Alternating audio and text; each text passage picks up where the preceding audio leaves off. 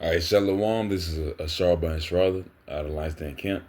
Located here, Jezreel, Florida. First and foremost, I would like to all praise and honor glory to the Father and the Son and the perpetuity return.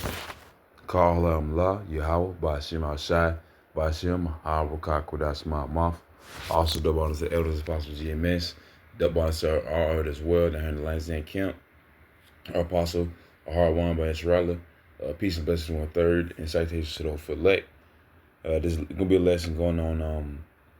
The one of the brother lesson actually this week is a point just going on. YAHAWASHI. Basically, our duty here, his duty here, what the Father has sent him to do, was ultimately predestinated, and ultimately the reason why we are here. It's simply a tale that's being told right now, which in Proverbs. The Most High has already written the book. He's the author of it, and of course, Yahushua being the main character, being the protagonist, and well, us being the protagonist, Yahushua being like the main character, I guess. Yeah, he would be the main character. We'll be the supporting role, but ultimately the protagonist because we're following, Yahushua. Yahushua has his disciples, got the angels, got the Most High. So nonetheless, that's our duty here on earth is to follow Yahushua, and follow the law, such commandments to the best of our ability, and ultimately, pray to be one of the hopeful elect. Yahweh represents part of that number, and pray for the sincere men, women, children across the four globes. Across the four hemispheres, man, four winds. All right, so I'm gonna get it. This is Hebrews chapter 10. All right, Hebrews chapter 10. I'm going to start at verse 7. It says, Then said I, Lo, I come in the volume of the book. It is written of me to do the will of Yahweh. So kind, man. This is Yahushua. Ultimately, the Lord Yahushua is written throughout the whole scriptures. It will be Moses, the laws ultimately, being given in the Old Testament, the Apocrypha, more stories of like a 500-year gap between the Old Testament and New Testament. Nonetheless, the New Testament is of course Yahushua being able to someone has died for our sins. He has died for us and allowed us to be new, and now we're just waiting on him to come back. So we can get new bodies. Once again, Yahushua part of that number. So that's what the Lord did, and that's what He did. And this what this whole this what this book is about. Even from the very beginning, it was already set up to be like that. Once again, this is a tale that's already been that's been told. So kind man, this is about Yahushua. He's in the volume of the book to do the will of Yahweh. This is above when he says sacrifice and offering and burnt offerings, and offering for the sin that wouldest not neither has pleasure therein, which are offered by the law. Then said he, Lo, I come to do the will of Yahweh. He took away the first that he may establish the second, by which we are sanctified through the offerings of the body of Yahweh Mashiach once for all. So being the main thing, even though we still have to follow the law, so you remember to the best of our ability, but we can't sacrifice goats, So the Lord ultimately has to do away with all the sacrificial laws that we can't even that we ultimately have to keep doing it, and we're ultimately never gonna come out of sin. He made Yahweh a true sacrifice for once for all, man. He made that the new covenant, and we're not under we. I forgot to him. Dang. But nonetheless, it's like him. But nonetheless, yeah, that's what the Lord has established now. We're not under we're gonna be under the new covenant. We're ultimately we're in the beginning of Jacob's trouble. We're beginning World War III. Once we get once the elect gets the new bodies, that's when the Lord's going to establish that we're not saved already. We're hoping to be saved because the Lord is soon to establish his It's established His plan, man. It's already in order. It's already in motion. We just doing the last parts.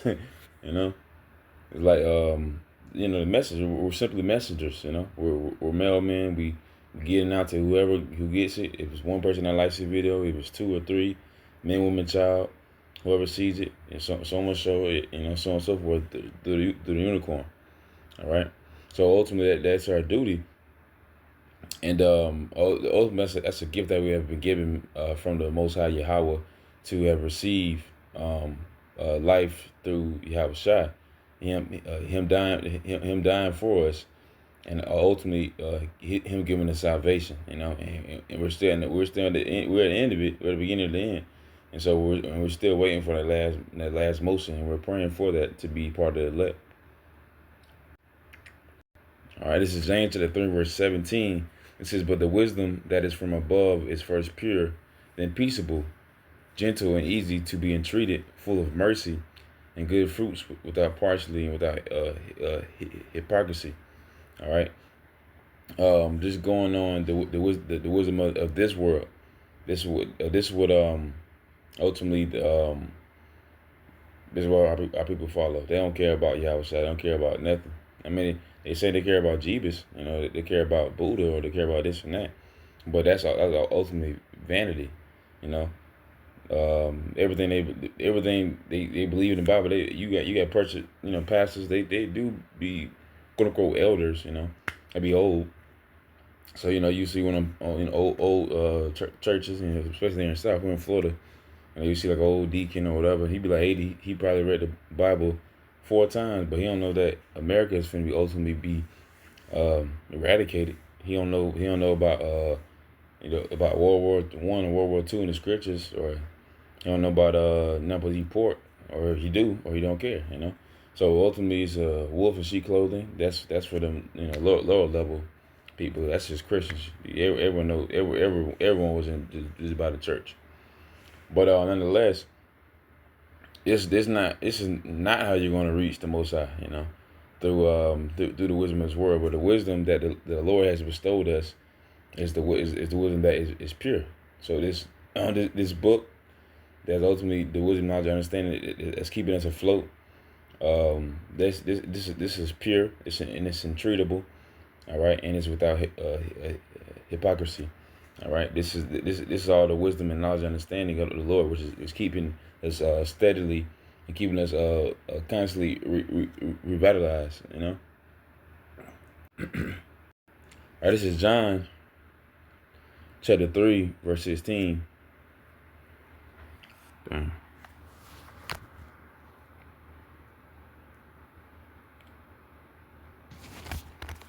It says, "For Yahweh so loved the world that He gave His only begotten Son, that whosoever believeth in Him shall not perish, but have everlasting life." All right. Of course, these Christians. That's lucky on that. I'm gonna start from the top. This is John chapter 3, verse 16. It says, "For Yahweh so loved the world that He gave His only begotten Son, that whoever believeth in Him shall not perish, but have everlasting life." Of course, these two-thirds Christians, they believe that that word world, you go to the etymology of it, it means there's two meanings for that word world. You have the oikoumene and you have the cosmos. You have the whole world that that the Lord created the whole earth, and you have a cosmos, which is the orderly arrangement of stars. All right, the Lord has set up Israel to be that cosmos, to be the orderly arrangement, His holy people, set apart from the rest of the world, from these heathens, from Esau, so on and so forth.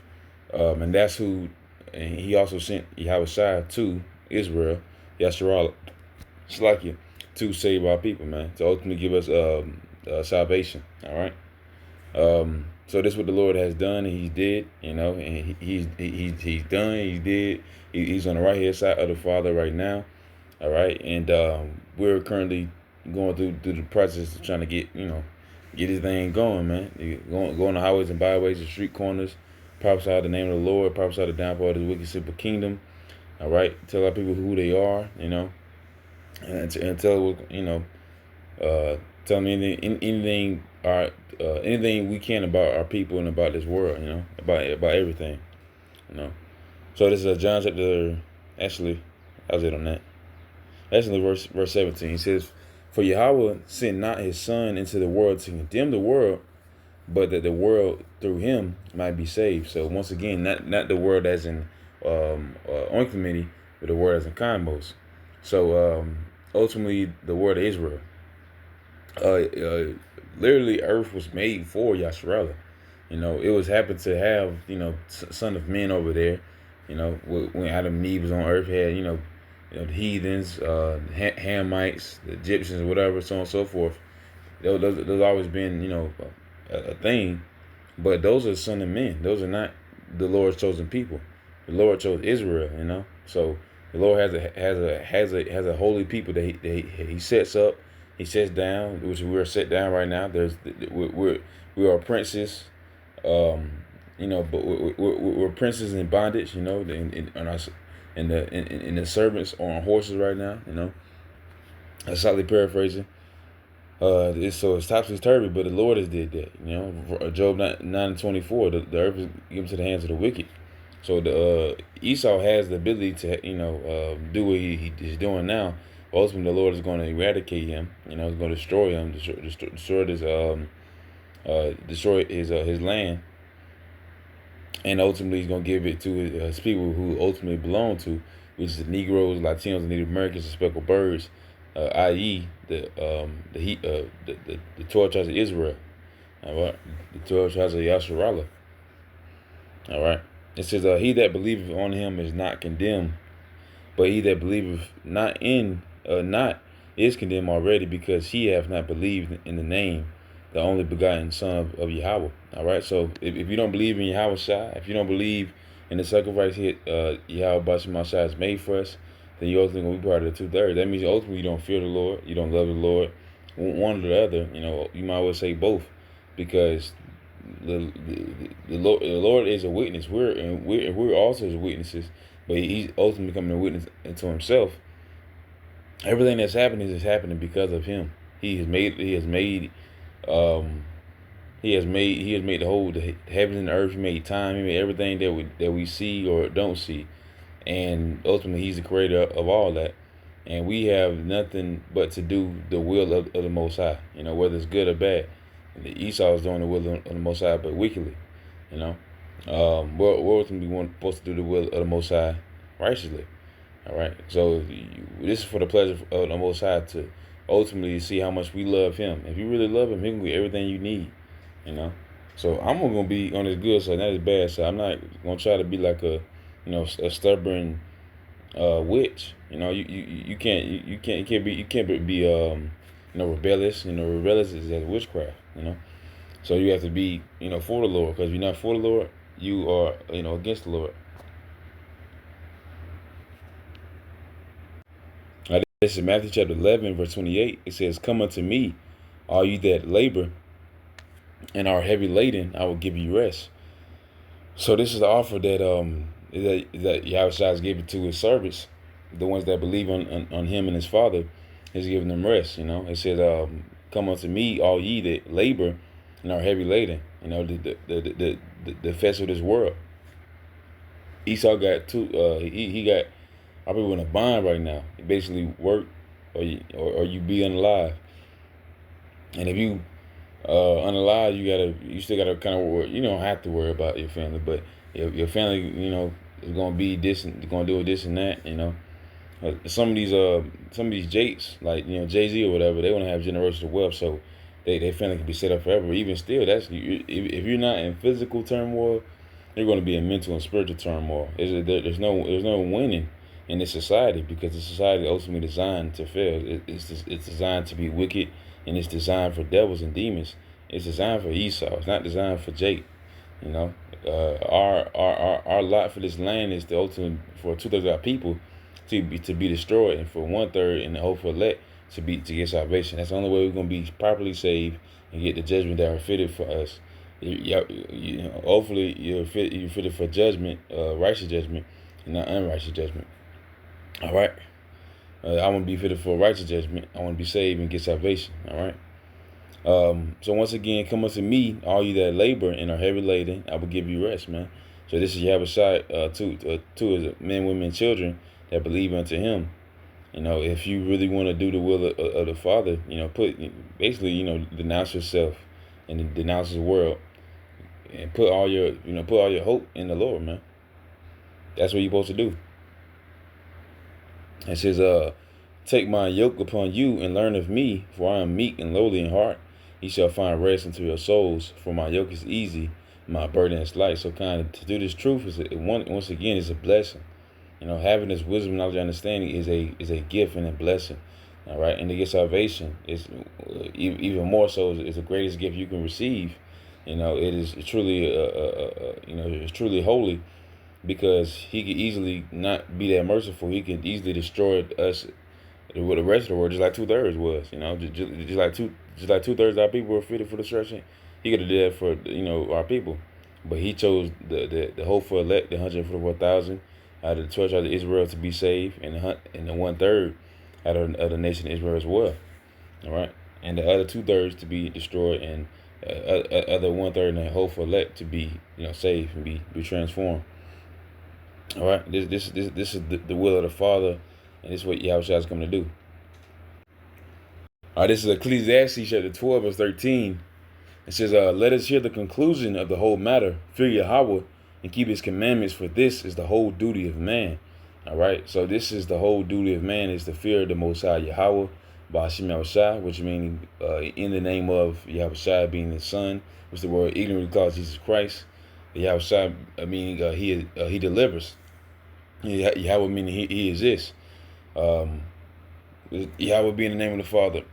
Nonetheless, this is the whole duty of man. We're supposed to fear the Most High, fear the Son, because he's not coming back with ponies and rainbows. He's not coming back with lollipops and lollipops and ice cream. He's coming back for revenge. He's revenging our nation. 2/3 of people that needs that ride, that needs to get smacked on the behind. All right.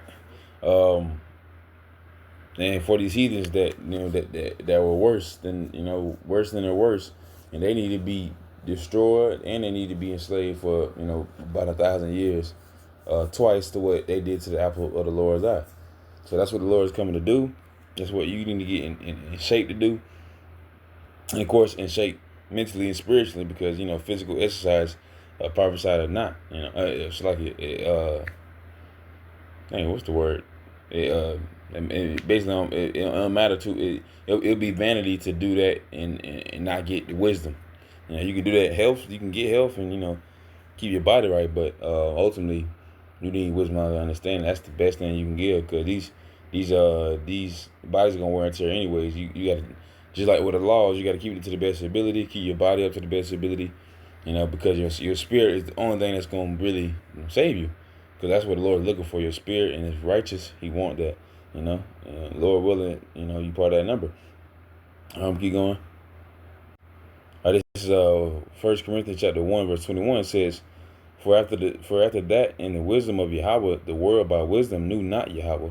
It pleased Yahweh by the foolishness of preaching to save them that believe. So just reiterate the point that the elect, ultimately, at least the men of the Lord right now on highways and byways, y'all reserve for to any sincere men out there on highways and byways. This is what the Lord has commanded us to do, and it's one of the ways that he's going to usher in what's happening, through this knowledge and wisdom and understanding. It's going to be a famine of that, and then, Jacob's trouble, a famine of that, a famine of the word, and then, of course, real physical famine and sword and pestilence, so on and so forth. The Lord is doing all that. He's giving his people a chance. So to where when it totally flips, how it is now, it's happy, laffy taffy. But once everything switch and the poop at the fan, nobody ain't gonna know what to do, and that's what the Lord wants. He's gonna make their nightmares come true. Just like an what was Solomon? It basically was like pitch dark, and you couldn't even see your hand in front of your face. That's how they're gonna be mentally. Just like our people was mentally, and it was grow up in noonday as do blind do in darkness, man. So, oh yeah, grow up in yeah, I said it right, I think. Sadly paraphrasing. But nonetheless, that was a lesson that's going on. YAHAWASHI being in the volume of the book, this whole book. I read Old Testament, I read New Testament. This is what the Lord has commanded. This is what YAHAWASHI commanded His disciples to do. This is and this is what the Lord ultimately is going to say was going to happen. Even Isaiah and or Proverbs or Psalms. The Lord is not going to meet His people like a man like He wants to do. He's going to come back as a Josiah. All right, and that's what He needs to do because this what the time is at hand, man. For the true worshipers to worship the Most High in spirit and in truth. All right, but Lord willing, that's a final little lesson. With that, I say Shalom.